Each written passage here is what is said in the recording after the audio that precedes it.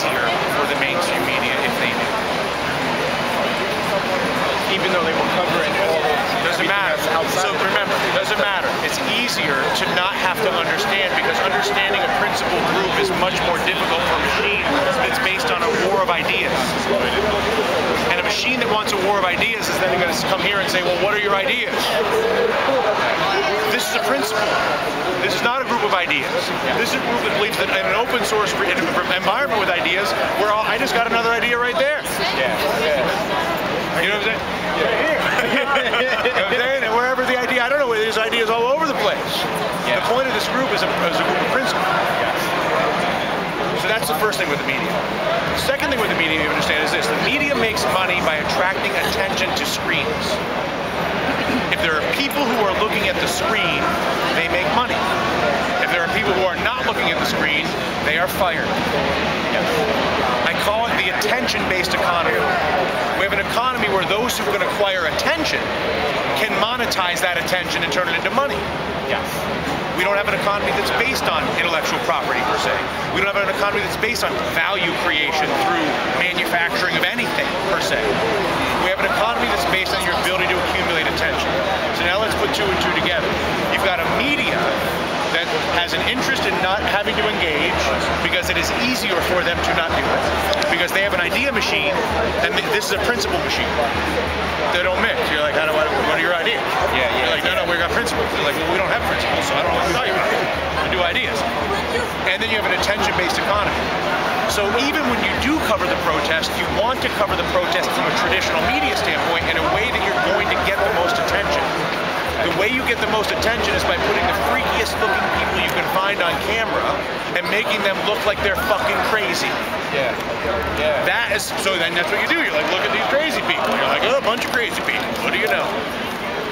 The fact of the matter is, and the benefit that I have from having spent the past 4 days here now, and not only that, having shared the beliefs of the people who showed up here for years by virtue of my own experience in this country, and seeing what was going on and realizing in my apartment, I was like, there's a bunch of people that agree with me around the corner. I got to see what the hell's going on down there. I've been waiting for this, you know? I think we all have it. We're all like, when is this going to happen? We're going to just show up and talk and see what's going on. The media does not have the time or the resources or any reason to come find out what's actually happening. They simply have an incentive to run content in front of screens that accumulates attention and makes money. You know, an interesting link in the chain of ideas you discussed is the monetizing agents who translate the screen time, the attention into money, have their own set of principles. So they demand that those principles be the ones represented on the screen. They don't want to see other things represented. That's exactly right. It's what they want to give to those attentive faces. That's right. They're manifesting their principles, which is fear, greed, and all the other violence, sex, etc., and manipulation. It doesn't matter.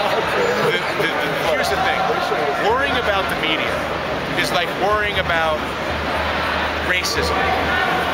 It exists, and it's screwing people over.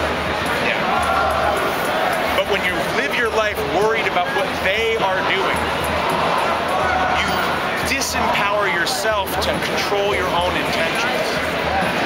When you control your own intentions, you inject into the universe the potential to manifest those intentions in ways that no one's ever imagined. The trick for the people that are here is to not to fall into the trap of either being forced to argue an idea when it's a group of principles, or of feeling victimized by being misportrayed 50 ways. I've been misportrayed my whole career. On CNBC, on MS, because I have all these corporate brands that are, by the way, have been greatly benefited me in my career and allowing me the opportunity to be in the position that I'm in. But at the same time, they come with all sorts of brand distortion where people don't care what I say or what I'm doing. They just see that I'm at MSNBC. They're like, that guy's a lefty. I don't want to talk about it. Now, if you heard me speak, you would say, hang on, I'm not sure what that guy is. But I know what I didn't know his name. But I don't know if he's a lefty. I don't know what that is. It sounds crazy. It's a different kind of talk. And that exists everywhere. People judge all of us all the time based on variables that we don't judge ourselves by or identify ourselves by. it's an incredibly disempowering feeling to feel like you're being judged in that way. The spiritual practice, the practice of your own constitution, if you will, your own courage, your own resolve, is to be able to be subjected to that energy that's universal and be able to react with a calmness that brings that energy into your intention and redoubles your intent, as opposed to what they want, which is a provocation into battle. They want an explosion. I was saying to someone, I was like, you know what would be genius with after the arrest? I guess it was a Saturday night. I was like, if we all got together and baked bread for the cops. You want to get subversive?